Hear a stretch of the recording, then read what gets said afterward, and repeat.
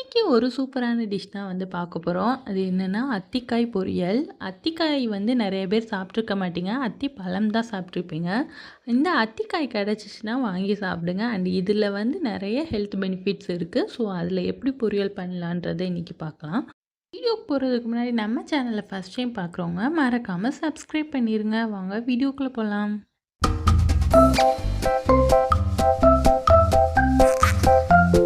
அத்திக்காய் வந்து துவர்ப்பு சுவையாக தான் இருக்கும். அதனால் கொஞ்சம் காரசாரமாக சாப்பிட்டா நல்லாயிருக்கும்.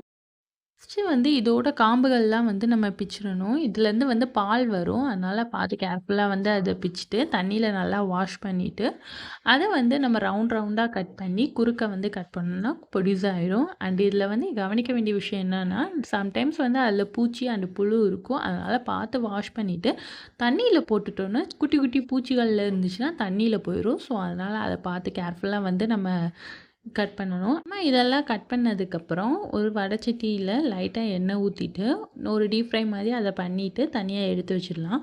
இப்படி பண்ணும்போது வந்து அது கொஞ்சம் சீக்கிரமாகவே வெந்துடும். நிறைய பேர் வந்து தண்ணியில் வந்து சுடு தண்ணியில் வேக போட்டு அதுக்கப்புறம் அந்த தண்ணியை இருத்து அதுக்கப்புறம் தான் வந்து சமைச்சாங்க. அப்படி சமைக்கும்போது வந்து சத்துக்கள்லாம் வந்து தண்ணியிலே போயிடும். ஸோ இந்த மாதிரி பண்ணும்போது நமக்கு சத்துக்கள் வந்து மேக்ஸிமம் வந்து போகாது. 10 மினிட்ஸ் நல்லா வதக்கிட்டு தனியாக எடுத்து வச்சிடணும். திருப்பி ஒரு சட்டியில் 2 ஸ்பூன் எண்ணெய் ஊற்றிட்டு கடுகு 1 ஸ்பூன், சோம்பு 1 ஸ்பூன், 1/4 கப் சின்ன வெங்காயம், கருவேப்பிலை இது போட்டு நல்லா தாளிக்கணும். அந்த தாளித்ததுக்கப்புறம் தக்காளி 2 ஆட் பண்ணிவிட்டு தக்காளி வதங்கினதுக்கப்புறம் மிளகாய்த்தூள் 1/2 ஸ்பூன், மஞ்சத்தூள் 1/4 spoon, garam masala 1 spoon add பண்ணிடணும். அண்டு உப்பு வந்து தேவையான அளவு போட்டுட்டு அடுத்து நம்ம டீப் ஃப்ரை பண்ணி வச்சுருந்த அத்திக்காயும் அதில் ஆட் பண்ணிவிட்டு நல்லா வந்து பரட்டி விட்டுட்டே இருந்தோன்னா சுவையான அத்திக்காய் பொரியல் வந்து ரெடி ஆயிரும். அண்டு மறக்காமல் ட்ரை பண்ணி பாருங்கள். அத்திக்காயோட பெனிஃபிட்ஸ்னு பார்த்திங்கன்னா நிறையா இருக்கும். அதில் ஃபர்ஸ்ட் பெனிஃபிட்டாக இருக்கிறது இரும்பு சத்து தான். இதில் இரும்பு சத்து நிறையா இருக்கனால ஹீமோக்ளோபினை இன்க்ரீஸ் பண்ணும். ஓகே ப்ராப்ளம் உள்ளவங்களுக்கு வந்து இது ரொம்பவே பெனிஃபிட்ஸாக இருக்கும். அண்டு எலும்புகளை வந்து வலுவாக்கும். இன்சுலின் அளவை வந்து குறைச்சி ரத்த சர்க்கரை அளவை வந்து கண்ட்ரோலாக வச்சுக்கும். ஸோ கிராமங்களில் வந்து இது ஒரு குறிப்பிட்ட சீசனில் தான் கிடைக்கும்.